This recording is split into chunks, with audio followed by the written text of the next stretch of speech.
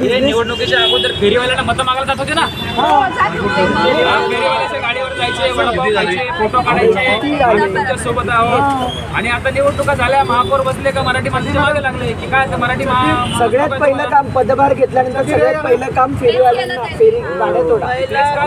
त्यांनी वडापावची गाडी तोडायचं केलंय माझं.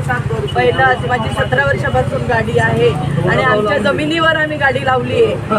तेव्हा 17 वर्ष कुठे होते हे लोक. आज त्यांना कळते की आज गाडी तोडायला पाहिजे. हॉकर झोन आहे, हा हॉकर झोन पास झालेला आहे तरी हे लोक त्रास देत आहेत. नाही यांना भिडायचं, यांनी धक्काबुक्की केली आम्हाला. आजही सकाळी लागलंय, माझ्या त्याला लागलं, कामगाराला लागलंय. हे बघा लागलंय. माझ्या आईचा व्हिडिओ दाखवतो तुम्हाला. पेटलंय आईला. आम्ही इथे नेहमी वडापाव खातो, जेव्हा पालिकेमध्ये येतो तर आमचं हक्काचं ठिकाण नाही. तेवढ्यासाठी या मुलाच्या गाडीवर आम्ही बसणार होतो, त्यांनी आम्हाला ओढून फेकलं, आम्हाला चान्सच नाही दिला. आणि गाडीवर सामान असताना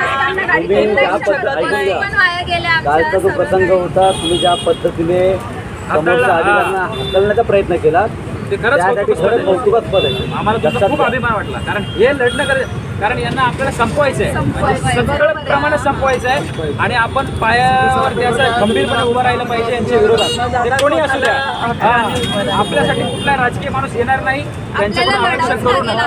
आपल्याला तुम्ही काल रस्त्यावर बसला हेच करायचंय. आणि आम्ही सगळे सामान्य माणसं सोबत आहेत तुमच्या. हे राजकारणापुरते येतील, मतदान मागतील आणि नंतर यांचं काम झालं का तोडतील.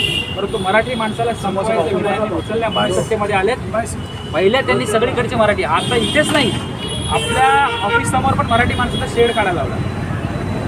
म्हणजे यांना सगळं मराठी माणसाला संपवायचं आहे. एकतर मराठी माणूस धंदा करावा म्हणून आम्ही त्यांना प्रोत्साहित करतो आणि मराठी माणसाने रस्त्यावर उतरा म्हणून सांगतो. आणि दुसरीकडे हे प्रशासन काय म्हणतं आम्हाला माहिती आहे का, मराठी माणसं धंदा कुठे करतात, दाखवा आम्हाला मराठी माणसं कुठे आहेत आणि असले का तोडतात. हो घ्या, त्याचं पण आज लावून द्या. हो चला ठीक आहे आपण